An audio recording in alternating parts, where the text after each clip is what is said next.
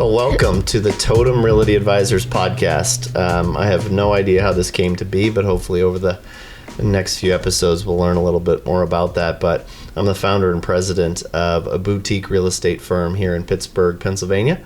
I'm very proud of what we've accomplished over the last 2 years and excited to share a little bit of our thoughts on how real estate should happen for you and for your clients throughout the Pittsburgh region and throughout the country. Our tagline is solutions for the whole process, and we're really excited to bring to you some thoughts about real estate, life, bourbon, and I'd like to introduce you to my partners here, Paige and Michael. So without further adu, Mr. Castle.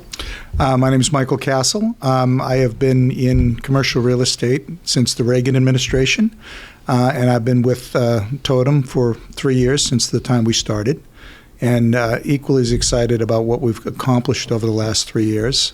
It's been a great start, especially going through a pandemic, and looking forward to more. Going through the pandemic was great?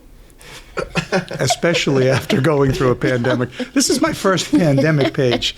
In spite and your of first podcast. My senior. This is Look my first at that. podcast It wasn't just also. 30-year-old men picking up a new hobby of podcasting during the pandemic. And I think he just meant that we survived the pandemic as a real estate company. I know. Yeah. Let's see if we can survive the podcast. That's the real question. Podcast, but anyways. Well, I'll tell you my name and then you can blame the podcast on me. But my name's Paige Myers. I'm the noob here. I have been with Totum for 2 years as of yesterday or Friday. Woo, woo. Cheers to that. Yeah. And that is the extent of my experience in the commercial real estate world. So to your question, Kevin, of how we are here doing a podcast, because I think, obviously I speak for the group when I say this is pretty much all of our worst nightmare. But that being said, in our Tuesday meetings, our team meetings, we often have these, 2 to 3 hour long sessions where we talk about the work that we're working on, the new projects, ideas for, prospecting, marketing, et cetera, how we can help our clients with creative solutions. And pretty much every week that just turns into a session where I ask a million questions in an effort to gain a better understanding of this industry and the things that we're doing. And I think looking back on that, as I was reflecting on my 2 years with the team, I have amassed a wealth of knowledge that I don't think a lot of other people who are that new to the industry have had the opportunity to learn. So thought being, if we started to record our nonsensical conversations and added bourbon into the mix, if we can get 3 people to listen to this, maybe half of one of them can learn a thing or two that they didn't know before. Well, that sounds good. Are there ground rules? I think we need some ground rules. Yeah, you have to stand between Michael and I at all times. That's rule number 1. Rule number 1. I will try very hard not to make boomer jokes. I would ask that Michael try to reciprocate that. The lack of millennial jokes. On non-millennial jokes? Yeah. I think it would be liberal millennial jokes, so... Yeah, that's probably a good idea. I can eliminate the millennial altogether. The liberal I'm not so sure about, but... After the first glass of bourbon... Which is no politics. Yes. Yeah. Because Paige and Michael both know that if politics come up, Kevin leaves the room. Yes. And ends the conversation quickly. So. Noted. But that being said, the one thing that we do all agree on is bourbon.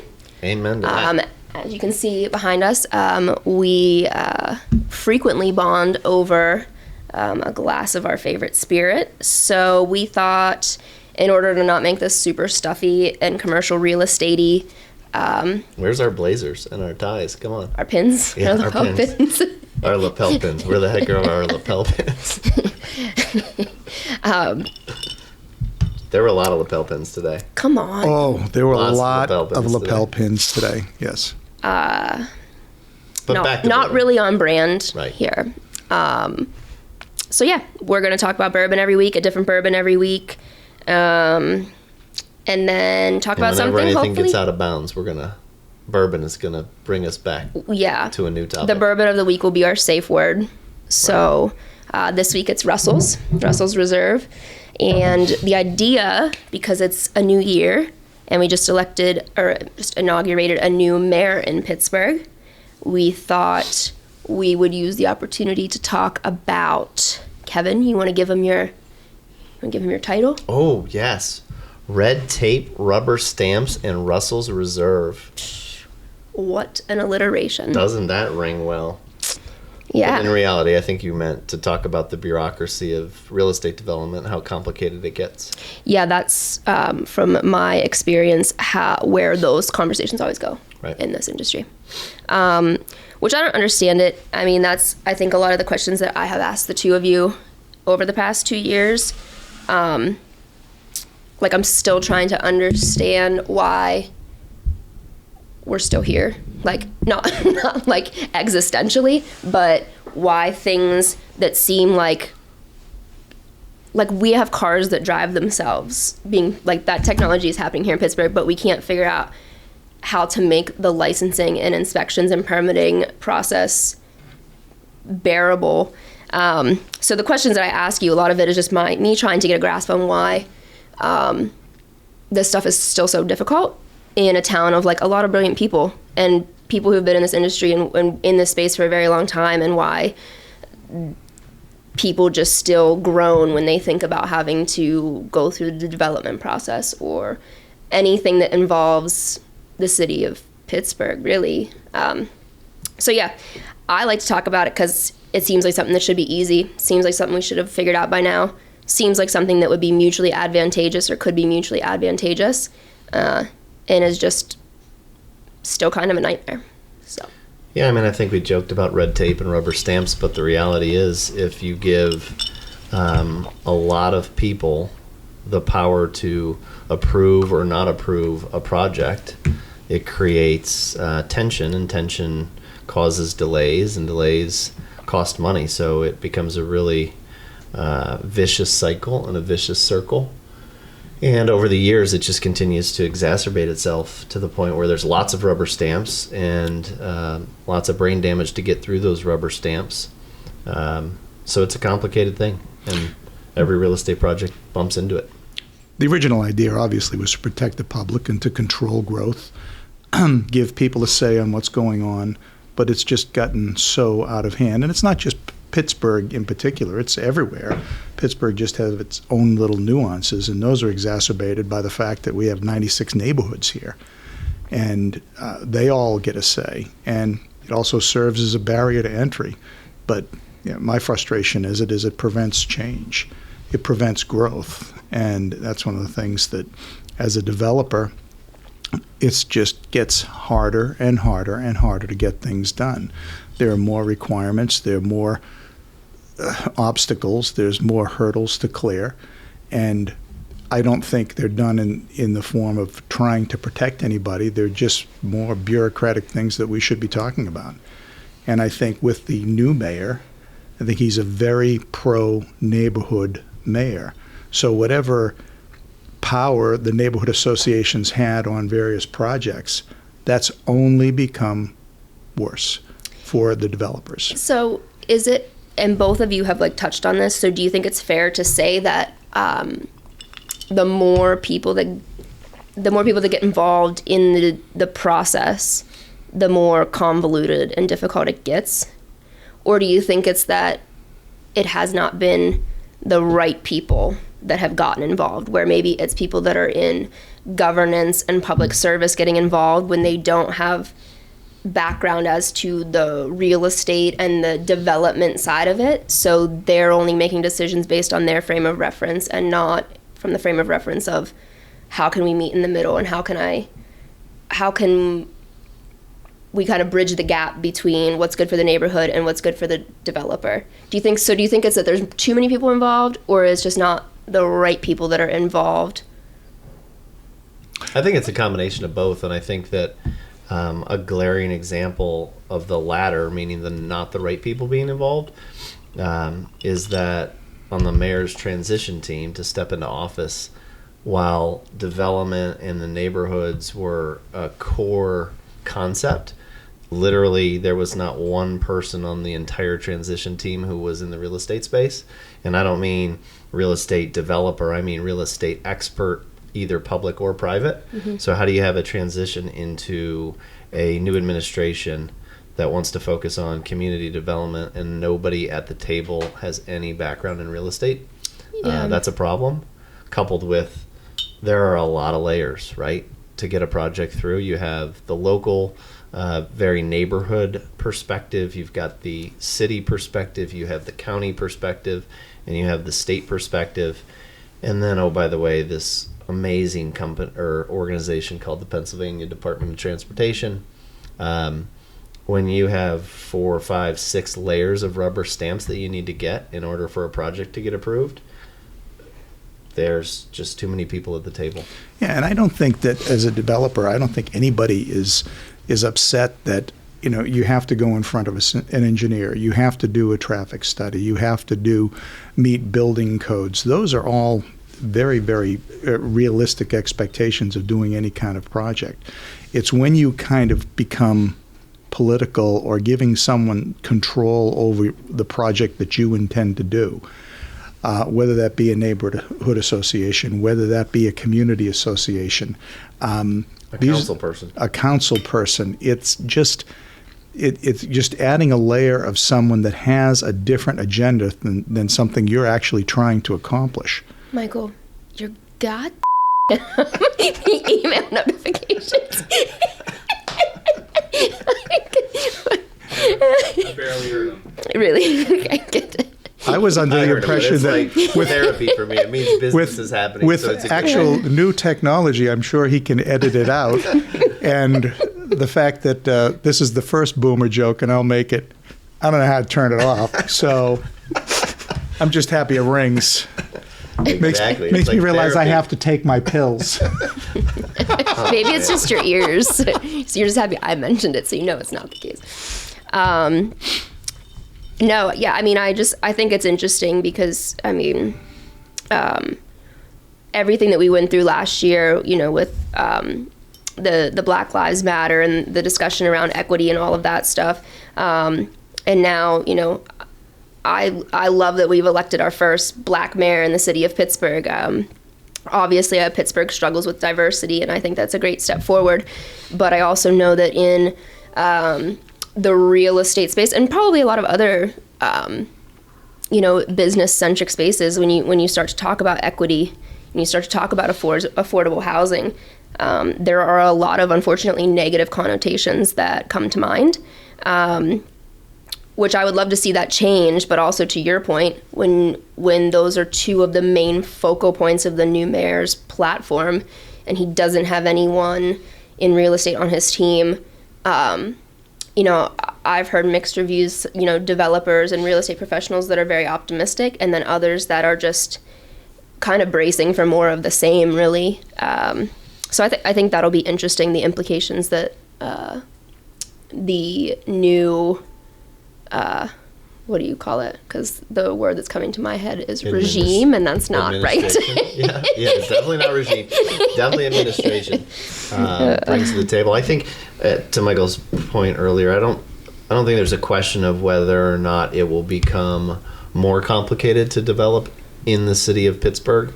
You know, there is a lot of talk about a concept called inclusionary zoning that they instituted in Lawrenceville. And, you know, it's, again, we're not going to get political to talk about whether it's good or bad, but it's just a reality of where I think the city of Pittsburgh's headed.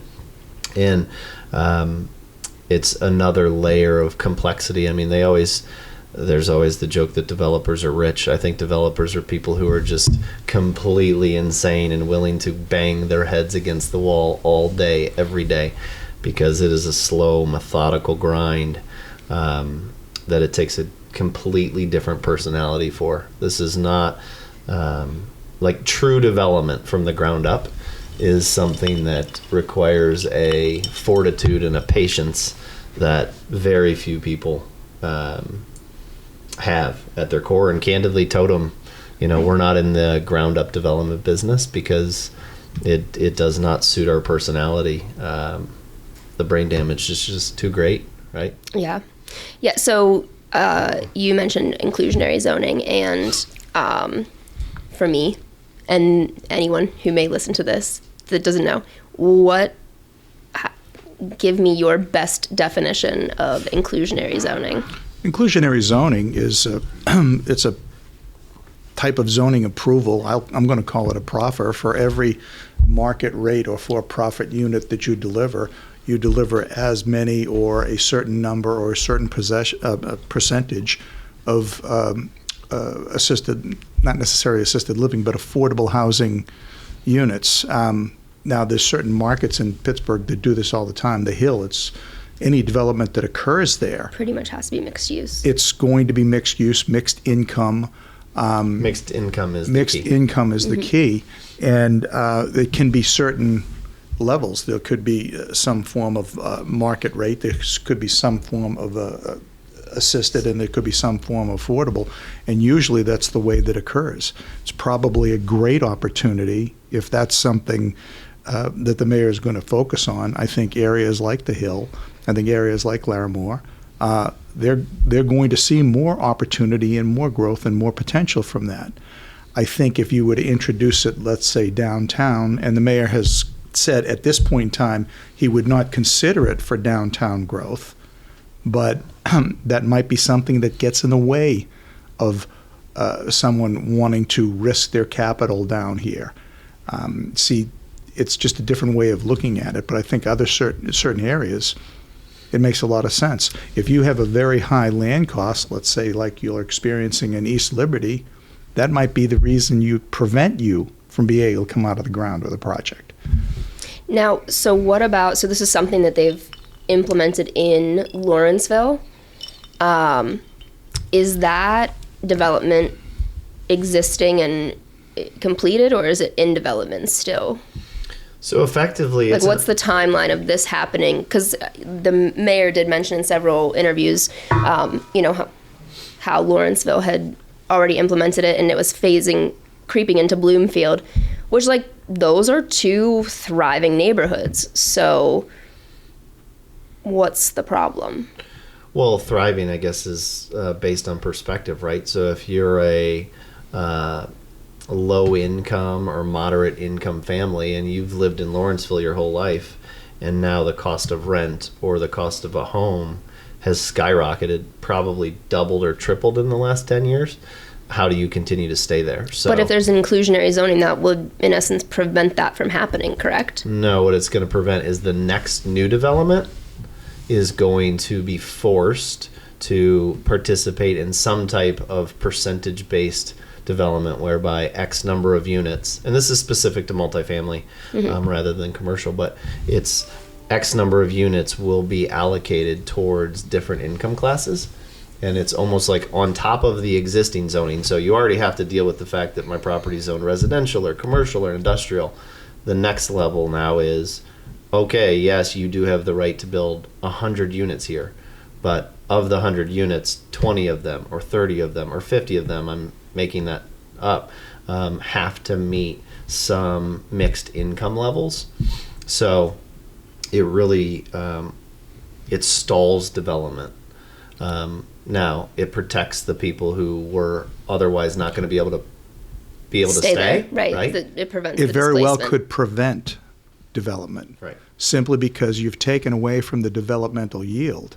If I have 100 market rate apartments, it's all based on this is what the market rate is. Right. If I have 80 market rate apartments, but I'm going to deliver 100, I've lowered my yield, and that might not be something that can get a project out of the ground.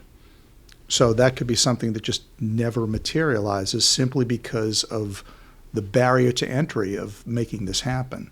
So it's a great idea in certain areas with low land costs or great access to land, but for example, in Oakland, dense urban areas, it would be impossible. Yeah, so or it creates a vicious cycle whereby then the government needs to step in with subsidy to offset the developer's risk that he can't afford to deal with the inclusionary zoning. Well, and when you have the inclusionary zoning in place, and then it's dictated to the developer what portion or what number of units has to be low income or what Moderate income, or then they could be, it would be like there would be a voucher program, right, where they would accept Section 8 and there is some kind, that is a subsidy, right, essentially? Section 8 would end up being the user of the low income potentially unit. It delivers more inventory for a Section 8 user, but it lowers the yield. But isn't for that the about actual Section 8 developer. is like a voucher program where there's some kind of credit or something is subsidized by Or the paid government or altogether. credited to the owner of that development, correct? That is for correct. allowing Section 8 in. But Section 8 is a very specific type of Yes, housing. so now it's my next question. What's the difference? This is also not a super cheery topic, but what's the difference? This was not where I saw this conversation going, but that's Me all either, right. but, and we'll pivot in a minute here. But what's the difference between Section 8 and affordable housing? Or is that one and the same? Well, Section 8 is you can have market rate housing that you choose to participate in a Section 8 program. You just have to accept less money because whatever the housing authority is of that particular area, they take a calculation of market rents and said, this is how much this unit is worth. Now, if you're getting more than that, they're not going to pay any more than that. And in certain Section 8 programs, Which is a federal program, yeah, not a some state of or them, city. some of them, the tenant can assist in paying, and other programs the tenant cannot. This is as much as you can charge, and there are probably, I don't know the answer to this, but there are probably 10 or 15 various housing assistance type programs. So there are different levels There within are different the levels, program. correct? Right. And so then another question, like when you're talking about, downtown or Lawrenceville or those areas where the land acquisition or the basis is much higher, do you think that the cost, the gap can be bridged because there's higher demand for luxury units in those areas? Like, the demand to live in very nice apartments downtown is still fairly high. Really high. Lawrenceville is still incredibly high. East Liberty, with everything that's going on, closer to the university is blowing up. So could they just charge more for the non-affordable, the more luxury units and just, because really what's the difference between saying this is someone who would not pay $1,600 a month for an apartment? What's the difference between $1,600 and $1,800? And then that could bridge the gap, that additional $200 of what you're losing on the affordable units. Like, do you think it will just drive the price of the nicer, non-cost controlled units to be high? Because it's on a per unit basis, not on a per project basis. No, because it is on a per project basis from the development perspective. And what you're talking about is the elasticity of the price.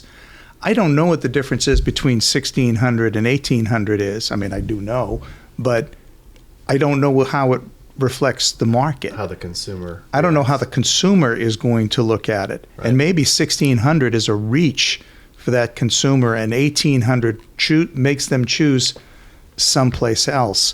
The point is that it's an artificially manipulated number, and it's another barrier to entry in both housing and development. And isn't the whole concept of it that you're trying to provide incentives for more housing, not reasons for people not to develop properties? This is just one of the items that's in addition to the PennDOTs, the engineering, the URA, the zoning, every other restriction that's placed on DEP, land. right. DEP. Lending in and of itself. It's at the end of the day, these projects that come out of the ground, they have to be financeable. And they have to provide a return for the investors. And If they don't, it becomes charity. But with that, though, I mean, don't you think, like, towards the end of last year, like, ESG started becoming the buzzword? Mm-hmm. Like, how are we going to make things more equitable? How are we going to, not me, how, yeah. Well, I don't have any patience, so I will never be a property developer. But there's a lot of emphasis on ESG and investing in equitable, equitable projects. So don't you think that this could just be maybe like a chain reaction to where lenders will also change the way they assess the financial viability of these projects, and that there will be some incentive, like incentivization, I don't even know if that's a word, there'll be some incentive for lenders to lend on these projects that are going to have a more equitable, affordable housing component baked into the plan. Well, the last time that lenders were given I can always see that smirk on your face. You're gonna say. It kind of goes back to the Community Reinvestment Act, which is a long time ago, and that's what eventually turned into the housing bubble. You know, everything has a downstream consequence when you start talking about this thing. If you start putting incentives or restrictions or whatever, however you want to look at them, they're going to, the developments lose their organic appeal. You're artificially manipulating something that there is a solution that could take place normally, and it's a lot more complex than we are with the podcast. Extremely complicated, right? Yeah, I mean, if there's anything I've learned in all of these discussions, it's that there definitely isn't an easy answer. My very naive opinion of like, why isn't this easier? Because it's a really complex problem, and if you make one person happy, you're pissing one other person off. And the banks are already incentivized to reinvest in the community, and already lend on projects that otherwise wouldn't happen but for that forced reinvestment. And if you're a large enough company, you know, being socially just is a lot easier because you can bury those costs in other things. If you're the guy in Lawrenceville that has a piece of property that he wants to rehab into 8 units, his interest is completely looking at it, and this is from a greed perspective. I want to get the most out of this. And now the decision for him to come out of the ground or keep it as it is, perhaps something that is non-performing, perhaps something that is approaching blight, but he's still making a lot of money on it, that can be the decision. Do I go ahead and sell this? Do I go ahead and do this myself? Do I allow somebody else to do it? What are the barriers for me to actually accomplish that? And doesn't that prevent the growth? Doesn't that prevent the additional tax basis to do all sorts of wonderful things with the tax dollars that they do create?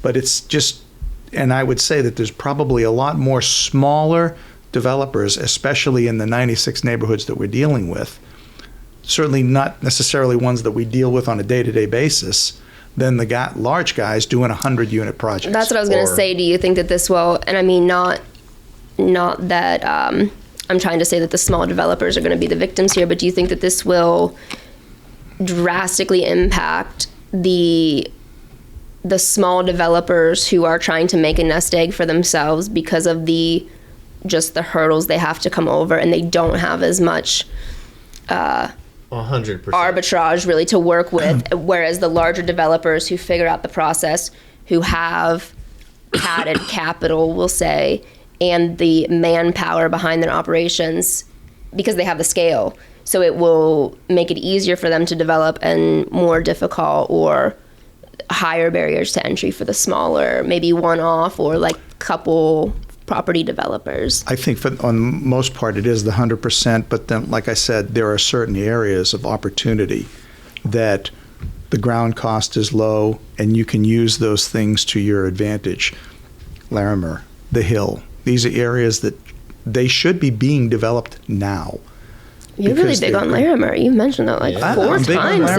This just in Larimer that we have in Pittsburgh for the most part. It's located as close as you can get to downtown as possible. There's great transit that goes through there, a couple of main arteries. Did you just buy property in Larimer? I did not buy property there, but I'm just saying these are places. In West Virginia. Come on. No, these are places there's where no zoning down there. No, we should talk about that. That's reality. There's a great opportunity. Well, developing in West Virginia is a fairly easy thing to do, and this is a great example of the putting people. There are only X amount of developers that are in West Virginia, And the additional restrictions that the city has put on regarding zoning have made people move outside of the city confines. So consequently, you have huge development, apartment projects, shopping centers that are outside of the city of Morgantown that don't have to go through zoning. They don't have to pay business and occupancy taxes. They don't have the restriction of someone, crawling up their butts with a microscope. All right, and they can be on the other side of the city line and no rules whatsoever. So what happens? The developer votes with his feet. He leaves downtown. He goes right outside. He gets the benefits of the Morgantown marketplace and none of the obligation.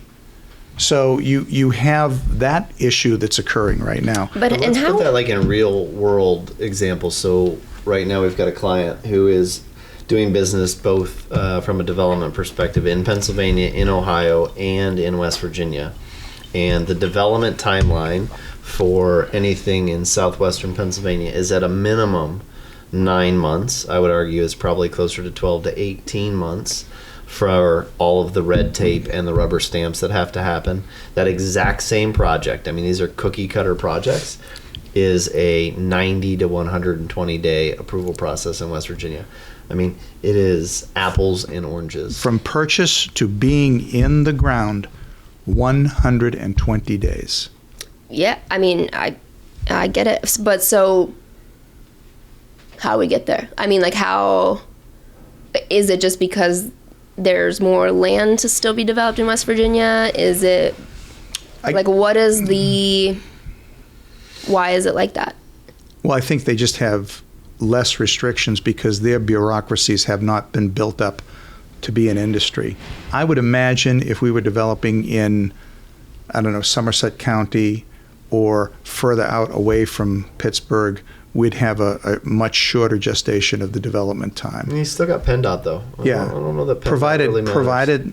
Provided that you're on a main PennDOT road. Right. If you're not on a PennDOT road, it might be as simple as submitting a building permit. Again, I haven't looked at that, but there's no reason to go out there because you don't have the demographic that you have. But so you think it's just like density driven? Like, do you think there'll be a point where the development pushes out from Morgantown and West Virginia, it's going to get dense, and then they're going to come up with it, or you think they just don't care? They're I think pee on that tree and it's yours. I think if you were really to try to come up with an answer, is there a consistency with what you have to do? I think developers, and investors, they don't necessarily, they don't like the rules, but they don't mind them if the fact that if they were all consistent and they knew if I make a decision today right. by obeying these rules or trying to modify this one with a variance or a different use permit, that I could have a really good confidence that I'm going to get from here to here in 9 months. I can factor that into my build cost. Yeah, which that is wild to go ahead, sorry. Well, certain areas, and I'm going to use Northern Virginia as a perfect example, they probably have a lot more rules than Pennsylvania does, but they're consistent about them, and I know that if I start a project here in 120 days or 150 days, I have a permit and it's going to cost me X amount of dollars, but I know that I'm going to be allowed to do that build. Yeah. And that's what blows my mind about Pittsburgh. I mean, in my 2 years' time in this industry, I've probably called the PLI 3 to 4 times to try to figure out on behalf of a client. PLI stands for? Permits, licenses, and inspections. There you go. I'm going to come up with a better acronym that's more accurate, though, because... And not to speak disparagingly of the humans that work there, because I do not envy them. That seems like a terrible position to be in. But honest to God, like, you call them and you try to ask questions about, like, how does this process work? And like, well, it depends. Like, what side of the bed did so-and-so wake up on today? And... is it over 60% humidity? Because then this could happen, this could happen, this could happen. Like, no one can just give you, like, their own department almost doesn't seem to know how the process plays out and how things go. But it's like, that seems like a problem. How can they? I mean, this is not an endorsement in any way, shape, or form. I don't even know them personally, but the Walnut Capital folks who are about to transform Oakland. I mean, literally transform 17 acres of the most probably important real estate in Western Pennsylvania. And arbitrarily, while they're in the middle of their permitting process, the mayor decides to put a 30-day pause on the process. How does that happen? I mean, I've been doing this for a long time. Michael's been doing this for a long time, and there are no answers for what that looks like. Well, I mean, and I don't know exactly what part of the process they were in, but like... The finish line.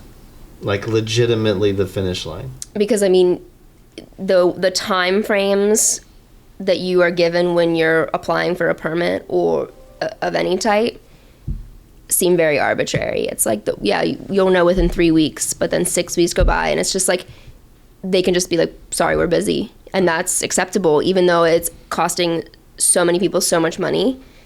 There's no ramifications if they can't get the paperwork processed and the approvals.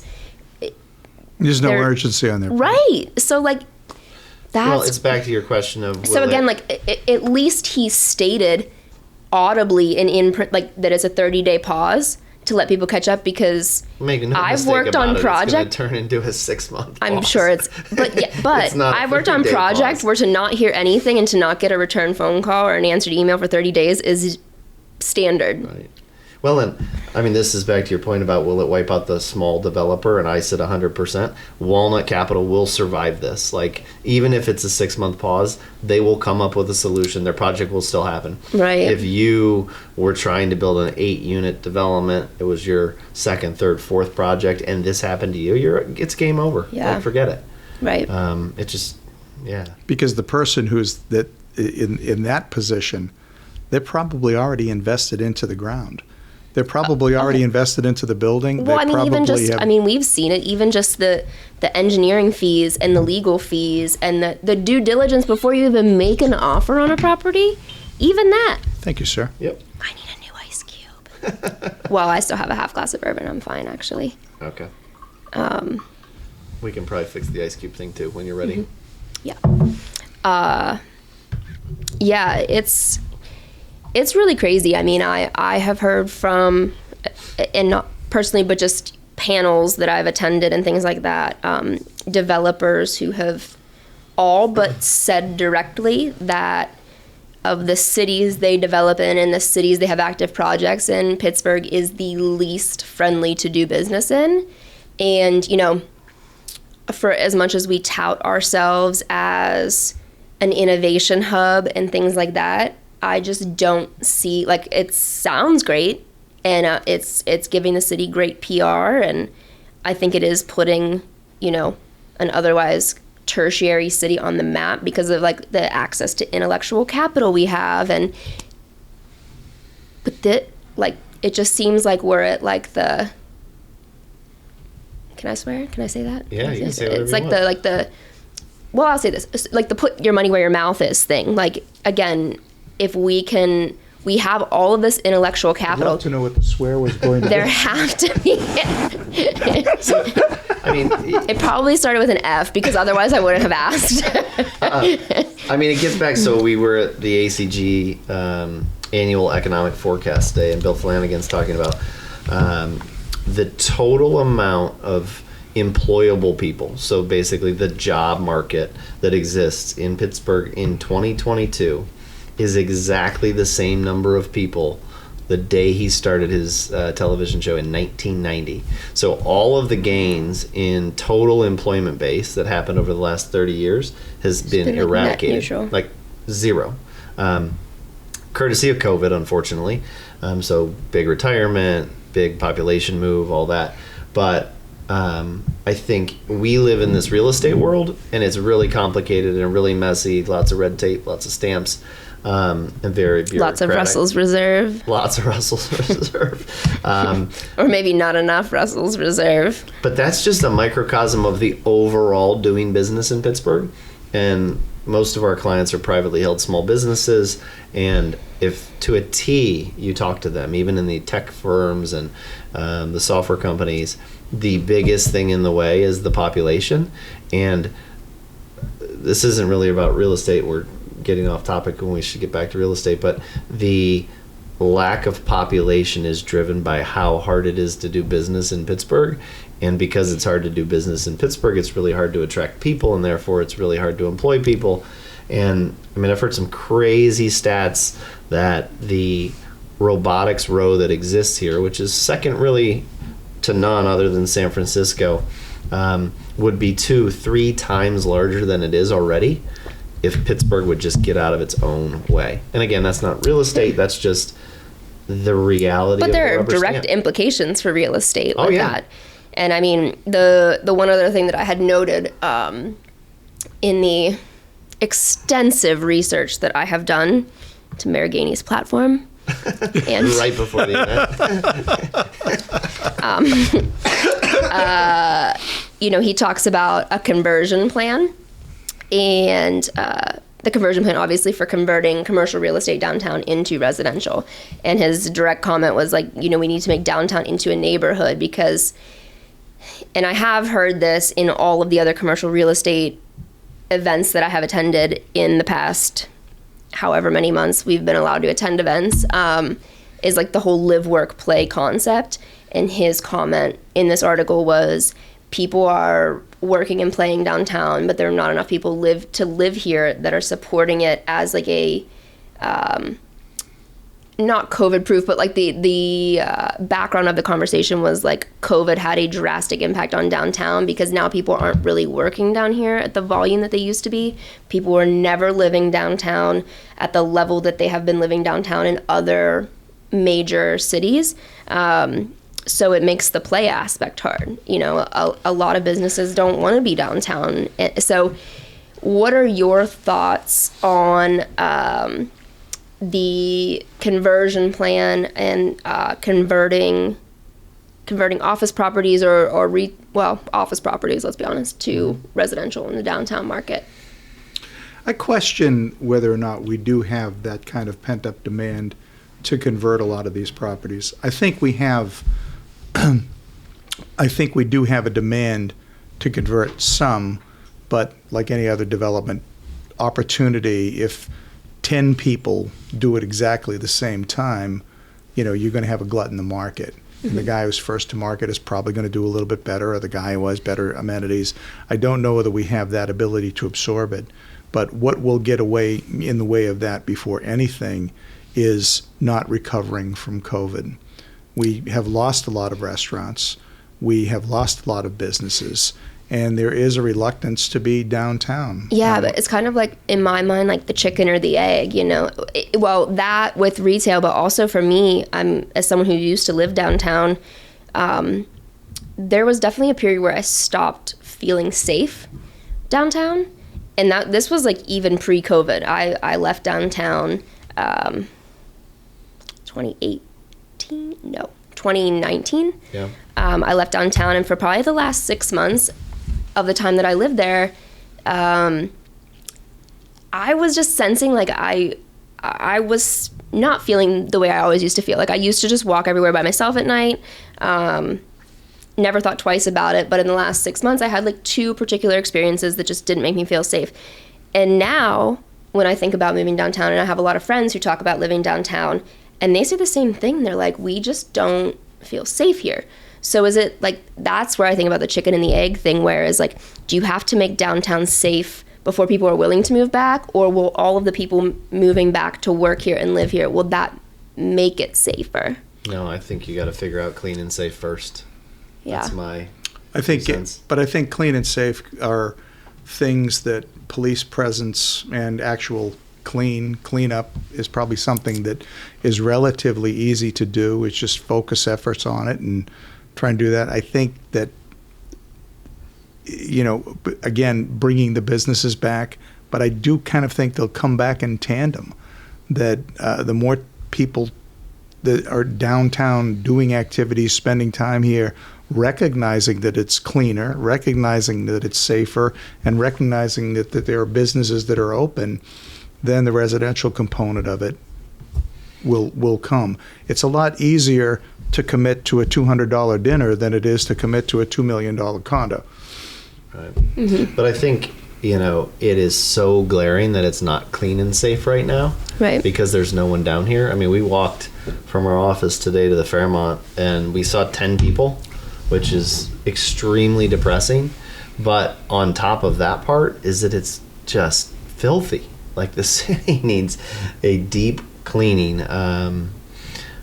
But back to the real estate perspective of it, yeah, there are too many Class C, B-, 1960, 1950 sky-rise office buildings that will forever be vacant, but for the conversion to residential. So I think the mayor's spot on that that's what's going to happen. That's absolutely true, and they are perfect conversions. But they cost money, and money that no one's going to spend unless they feel like it's clean and safe and they think they can attract the residents. Well, and also, I mean, then you talk about the he just said he was not going to do the inclusionary zoning maybe didn't make sense for downtown at this point in time because we just need people down here. Right. But yeah, if you do throw that on top of it, then it gets even more complicated. I'm actually bullish, though, about some of the conversion projects. I think there's some really exciting things happening on the conversion side in downtown. And, as someone who started their real estate career in office leasing, there's nothing I would love more than for these buildings to get converted so that it shrinks the inventory. Because right now we've got too much inventory. Yeah. And it would correct a lot of the negative things that are happening in the office market in Pittsburgh. In Philadelphia in 2008, the office glut was reduced dramatically by the fact that they had so many condo conversions in their downtown. They took 1 million square feet out of the downtown inventory that just uprighted all the numbers.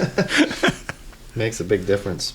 So the last rabbit hole that I always like to go down, my bleeding heart liberal self. Just kidding, kind of. Not really. So I won't say that. So restaurant, I just love. It's like a literally. Oh, this is not a political. It's not. Can't. I'm just saying, I'm making light of what Michael is saying in his brain. In my brain. This is on your face. It's oozing out of your pores. No, but I just really love restaurants, and I want to see the independent restaurant operator thrive. And I love to be in cities that are filled with great little hole in the wall, independently owned restaurants.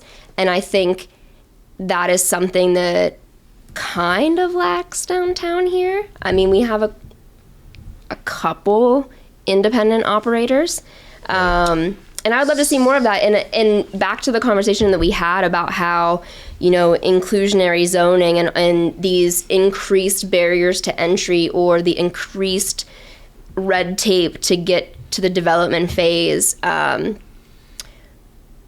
weeding out the smaller developers, and then the larger developers obviously want, a lot of them look for the national credit tenants that have the chain backing them or have, the reputation backing them that will be a draw to their properties rather than taking a chance on the smaller local independent operators.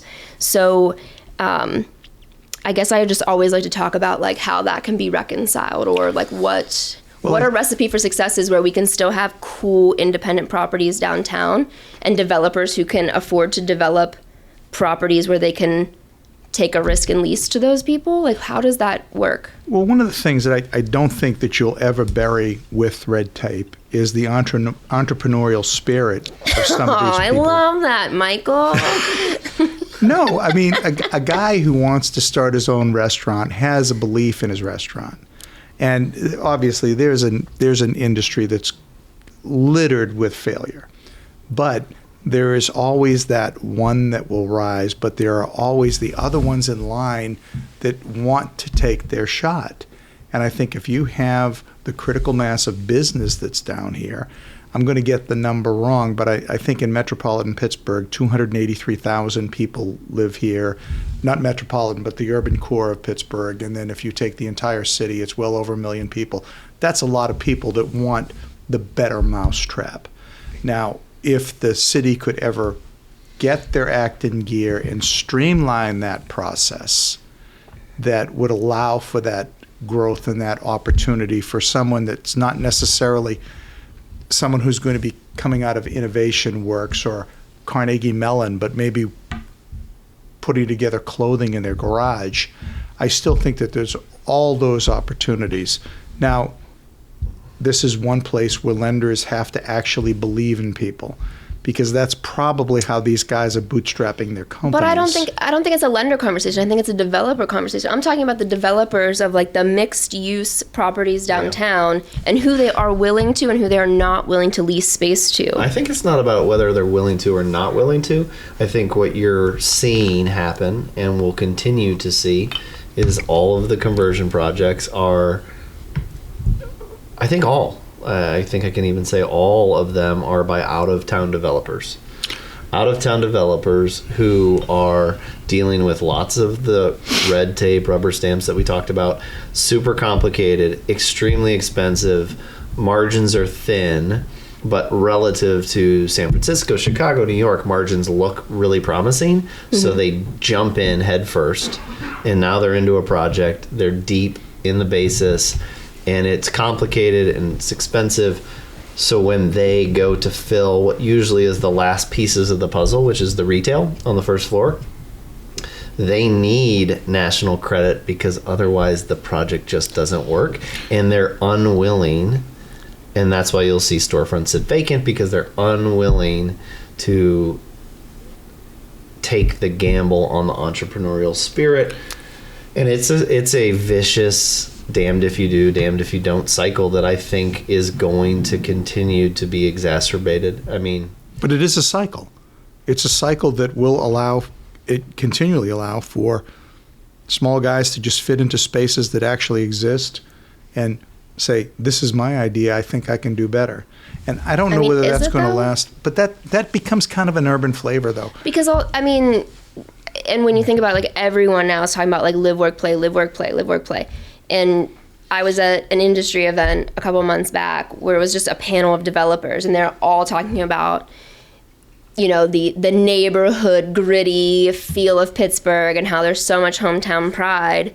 But if you were an independent single unit restaurateur and you wanted to open a second space in one of their properties, 75% of the people on that stage that day would have taken a Pizza Hut over like your proven local independently owned concept, right? Because of the stability. And there was one, because at the end of the day they have to answer to a lender right, who's saying, I need you to pay your mortgage, and they won't approve the independent entrepreneurial guy. It's a problem. So how does Pittsburgh maintain that? But 25% of them would. You have to find it. I mean, that's that data set was just of the 4 developers on the stage that day. So I those really metrics are skewed. I don't think the number's as high as 25%. There's people in this country that those are the guys that really want to. They're going to find a way. Not all of them. In fact, most of them shouldn't.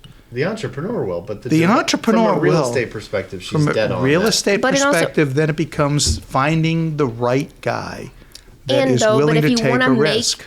So all of these developers are talking about how Pittsburgh is unique because we have that hometown pride and we have a lot of cool things going on here. But now they want to make the downtown, like the CBD of Pittsburgh, the live, work, play place. But I don't see how you do that, because even if I live downtown, I would be going to the suburbs, to the smaller mom and pop's places where it's a generational Yinzer landlord that rented to the new startup restaurant, and it's the spot. So I still think a lot of people that will live downtown will go outside of downtown to try the authentic Pittsburgh, we'll call them, culinary experiences. Well, so if you want to make Pittsburgh, the CBD, a true live, work, play epicenter, I think that's something that's going to have to be reconciled in some kind of way, whether it's food hall, which I don't know if that but I makes think sense every urban core in the country, Boston, New York, Philadelphia, Charleston, they all have their CBD plays. They're all trying to be the same kind of thing, live, work, play. We just have to find out what is Pittsburgh's version of that. And will it dilute like Pittsburgh. I think there's a real possibility. I mean, a current example is in downtown Mount Lebanon right now. There's a Yinzer owner of a piece of property who is trying to put a Yinzer entrepreneurial spirit into their space for about a third of what it would cost in the normal course. The day that building sells to a non-Yinzer, immediately that developer will say they want 3 times the rent. And guess what? 3 times the rent means that entrepreneur can't come in. So yeah, you are picking up on a very real world situation. Part of the reason we fell in love with this city when we moved here 8 years ago was it's like a woven fabric of mess. Like you drive through the first time, you're like, what is this place? Nobody planned it. The streets are crazy. You drive down Banksville Road, you turn to each side, and you're like, what? Was there zoning ever here? Which is awesome because it creates that entrepreneurial spirit that you're talking about. But yeah, as time goes on and zoning gets put in place, inclusionary zoning gets put in place, you will lose that fabric, and that's a complicated thing that we are certainly not going to solve on podcast number 1 or ever for that matter. One more glass of bourbon and I'm optimistic. I do believe that there are more than enough backfill uses and potential and concepts that will continue to keep that Pittsburgh feel, that organic, this is what we are, and they might not last forever, but they will always be something there that is new, that will keep the vitality of what it is that you're trying to accomplish. Yeah. But in downtown, though? Yeah. Yeah, I think so. I mean, I think someone... Even though Amazon was never going to come here as HQ2, the video that Pittsburgh did for that attraction program was incredible. Oh, yeah. The Pittsburgh PR situation is... They're really good at it. I mean, they're really good at painting the picture of a hub of innovation, culture, like a food scene, but... We're still a third tier. I don't want to say but like that's not the case, but I also think that to get that authentic Pittsburgh experience that they are doing a really good job of painting the picture of, right now, you have to leave the CBD for that to happen. Yeah, I mean, we're a third tier community. I mean, in the whole scheme of, America, everybody else is selling that image. Boston's selling that image. Philly's selling that image. Cleveland's selling that image. Baltimore, Washington, Charleston. But this is just Pittsburgh's image. But I feel like, and I mean, maybe I feel like Philly does a better job of having like, and maybe they have more sprawl than we have. I mean, they do have more sprawl than we have. They have more people. A lot more people. Yeah, but I mean, they do. You can walk down the street in Philly and you can be at a chain restaurant in 1 second and then a hole in the wall. I mean, totally a people thing. When you start getting into the difference between, there's 1 million people in this metropolitan area. Yeah, that's a lot of people. I think it's 2 million, by the way. But whatever the number is, when you talk about Atlanta, there's 7 million people. I mean, just by accident, you're going to get commerce simply from the amount of people. Right. So there are different mechanics of that, and I think sometimes those decisions about where should we go, you're going to choose the A and B locations, and when you get to the C, it takes a long time to grow your own. And the long time, I mean, bringing it full circle back to, it's really complicated to do real estate here, and it's really complicated to get through the process, which only makes, whether it's Mayor Gainey or developer XYZ or Oakland or Walnut Capital or whoever it is, when it takes 9, 12, 18 months to get to the finish line on a project, any changes take forever to happen. And that's that much harder. Yeah, that much harder, because it can't change in 3 months. It's going to take years.